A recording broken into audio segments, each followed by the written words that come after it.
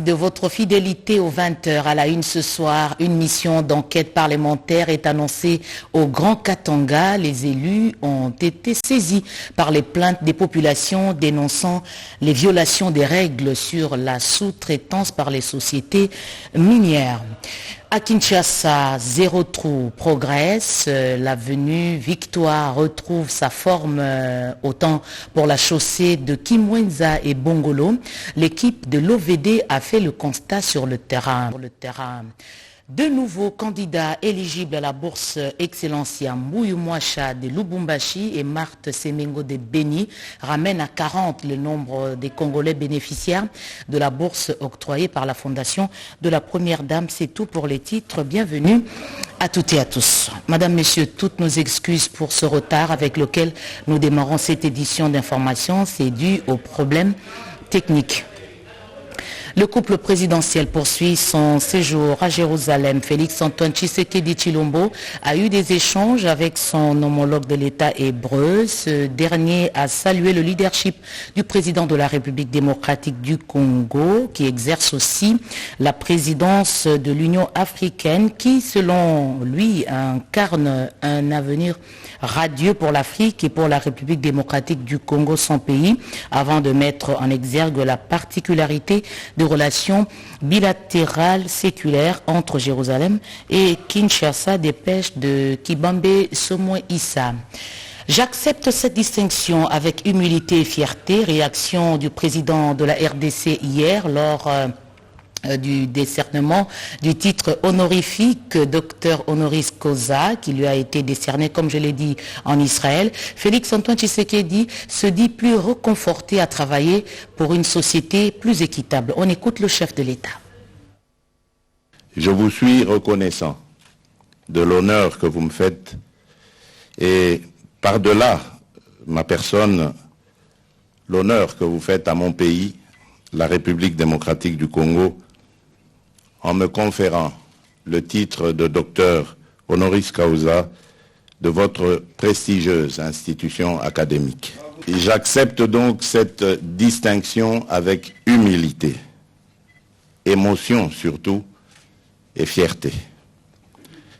Cette marque de reconnaissance décernée avant moi à d'illustres personnalités, à l'instar de Shimon Peres, Mikhail Gorbatchev ou encore Nicolas Sarkozy, me conforte dans mon engagement de travailler davantage en faveur d'une société plus juste et plus équitable pour l'être et le mieux-être. En effet, après 26 ans d'existence dans la recherche, l'enseignement et le service à la communauté, votre établissement d'enseignement supérieur totalise assurément une remarquable somme d'expérience et d'expertise à partager. Pour toutes ces raisons, je salue le dynamisme des autorités académiques du Collège académique de Netanya et de manière particulière le président de cette prestigieuse université, le professeur Jacob Hart et Madame Claude Breitman, qui est en charge du campus francophone. Nelson Mandela disait que l'éducation est l'arme la plus puissante qu'on puisse utiliser pour changer le monde.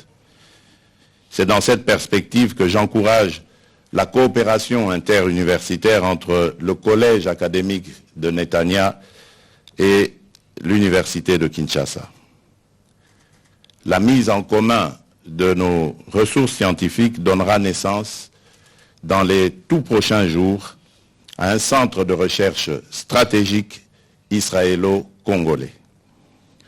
De ce fait, ce doctorat honoris causa que je reçois en ce jour constitue un réel encouragement pour nos institutions d'enseignement supérieur afin de mettre en commun leurs idées, leurs intelligences, leur créativité et leurs compétences, ainsi que leurs ressources, pour construire un projet riche, pluriel, diversifié et fort novateur, bénéfique pour le plus grand bien de nos peuples. Toujours en Israël, pour respecter leur histoire et leur culture, Félix-Antoine Tshisekedi a visité le mémorial de la Shoah.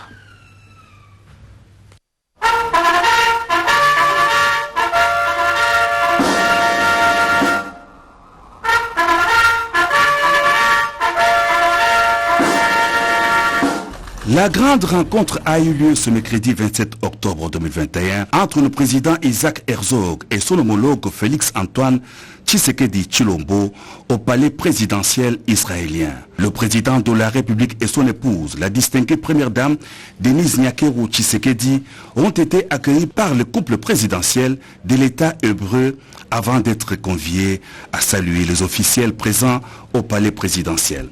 Les deux chefs d'État se sont aussitôt après retrouvés pour un tête-à-tête pendant que leurs épouses respectives se sont retirées pour des échanges entre premières dames. À l'issue de leur entrevue, le président israélien Isaac Herzog a salué le leadership du président Félix-Antoine Tshisekedi Tshilombo qui, a-t-il souligné, incarne un avenir radieux pour l'Afrique et pour la RDC avant de mettre en exergue la particularité des relations séculaire entre Jérusalem et Kinshasa. Le président de la République Félix-Antoine Tshisekedi Tshilombo a inscrit sa visite d'État dans le cadre du renforcement du partenariat entre la République démocratique du Congo et Israël dans divers domaines, notamment des infrastructures, de la sécurité, de l'environnement, de l'agriculture et du numérique.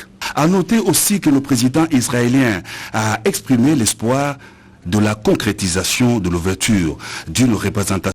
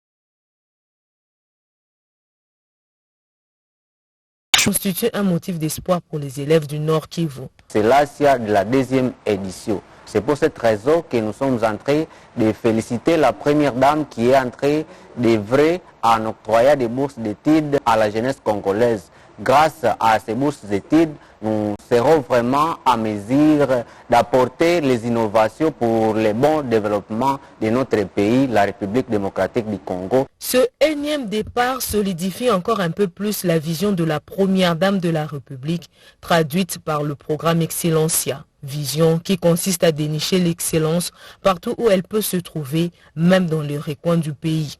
Portant comme tout boursier l'étendard du pays, Sephora et Sadok, inscrits au campus The Hollande à Rennes, portent à 19 le nombre de boursiers Excellencia, deuxième édition dans l'Hexagone.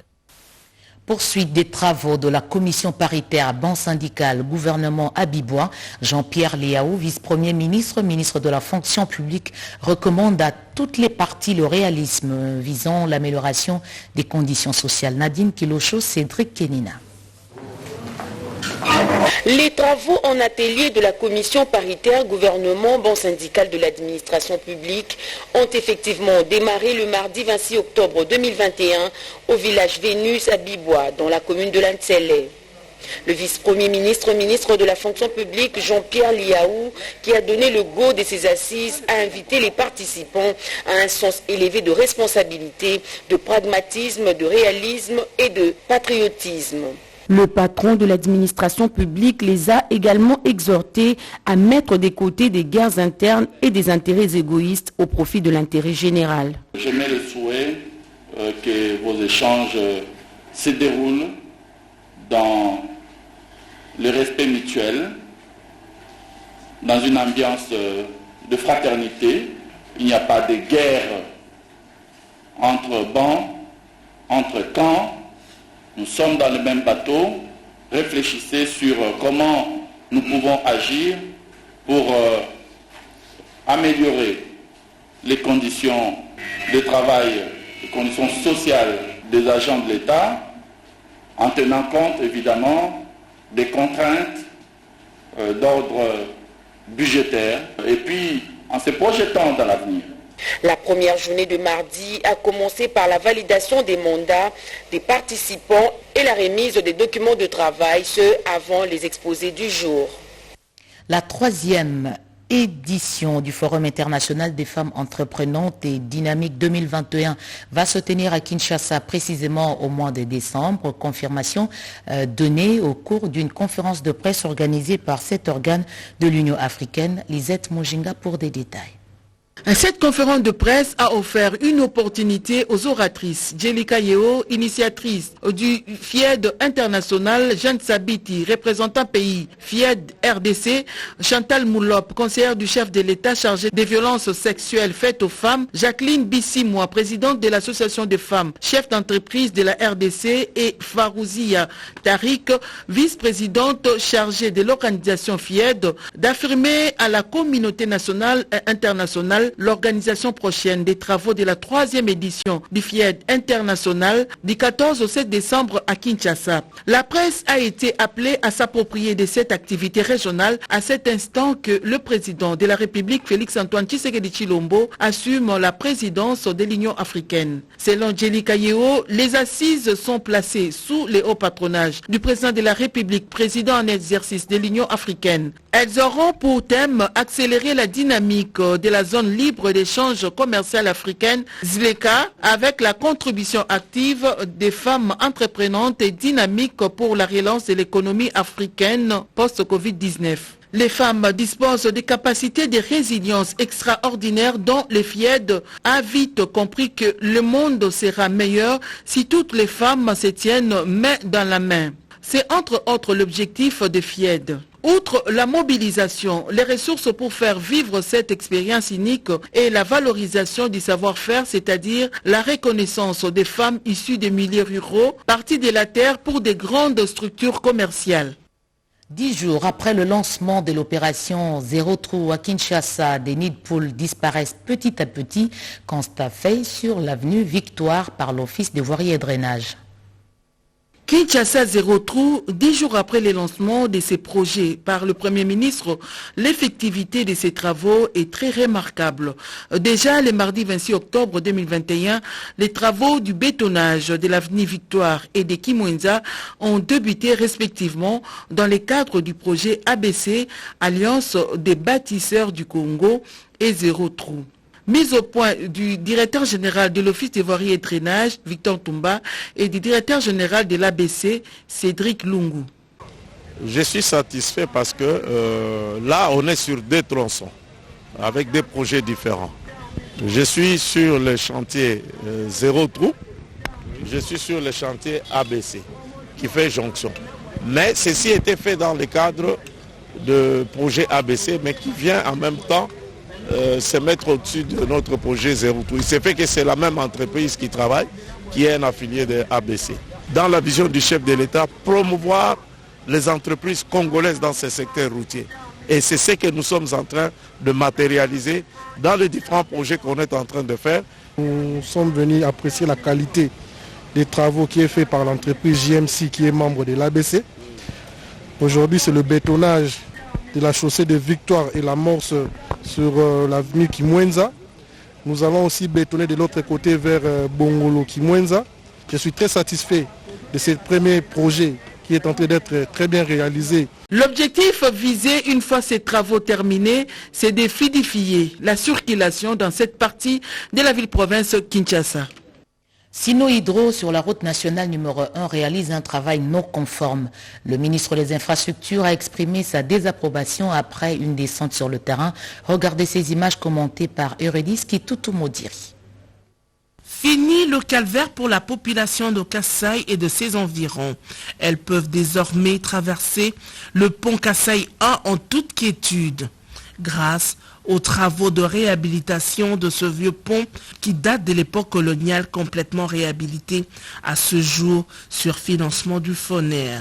L'office de route, maître d'ouvrage, présente la fiche technique. Nous avons une portée de 150 mètres et une capacité portante de 25 tonnes. Aux entrées de pont, nous avons placé des gabarits à hauteur de 3 mètres, ce qui empêcherait que les charges qui sont au-delà de 3 mètres ne puissent provoquer encore cette situation. Après la coupure du ruban symbolique, les autorités et la population ont traversé avec satisfaction le pont Kasaï 1 réhabilité. Le ministre d'État des ITP, Alexis Gisaro-Mouvouni, appelle la population à la protection de l'ouvrage. C'est vrai que vous avez pleuré et aujourd'hui la réponse vous est parvenue. Cet ouvrage qui a été réalisé, c'est d'abord pour votre intérêt à vous. C'est à vous de protéger ça. De préoccupations ont été soumises au ministre des ITP par la population. Il s'agit de la construction d'une passerelle et d'un carrefour sur la place 3Z. Préoccupations prises en compte par le ministre d'État, Alexis Gisaro. Nous reviendrons plus tard sur les images de la mission des contrôles effectués par le ministre des Infrastructures sur la RN1, là où le travail effectué par Sino Hydro n'est pas de qualité. Lutte contre l'exploitation illégale de ressources naturelles. Les participants à un atelier tenu à Kinshasa ont dénoncé la vente et la sortie illégale des minerais des pays membres des Grands Lacs. Paulette Lomba, explication. Cette réunion des opérateurs miniers de la CIRGL a regroupé les entreprises minières de 9 pays voisins de la République démocratique du Congo qui disposent des minerais, les exploitent, les vendent et les achètent. Il a été institué des réunions et rencontres communes pour lutter non seulement contre l'exploitation illicite de la vente et la sortie illicite de minerais des pays membres de la CIRGL pour d'autres pays, mais aussi pour procéder à la certification de ces minerais, et ce, à partir du site de leur extraction. À l'ouverture de cette grande réunion, plusieurs intervenants de pays membres de la CIRGL se sont exprimés, dont ceux de la RDC. Ces derniers ont fait une observation pertinente sur l'attitude des pays membres qui hésitent encore d'approuver certaines dispositions d'ores et déjà harmonisé quant au bon fonctionnement du mécanisme de lutte contre l'exploitation illégale et la fraude de minerais. C'est là au bénéfice de la certification de toutes les productions Toutefois, le directeur de cabinet adjoint Michel Kibonge, représentant la ministre de Mines Antoinette Samba Kalambay, a proposé une recommandation salutaire aux membres de développer les marchés locaux de vente et achat de minerais avant leur sortie pour un autre pays. Michel Kibonge a expliqué à l'assistance le projet de la ministre de Mines de doter la RDC des usines de traitement de ressources naturelles au profit des populations locales en particulier et des États en général. Congo Airways, bon exemple dans l'accompagnement de la vision du chef de l'État. Le juste prix est appliqué sur les billets d'avion pour des vols domestiques. De quoi réjouir la ministre du portefeuille, Angèle Mabiala-Landou, Eli Toumba.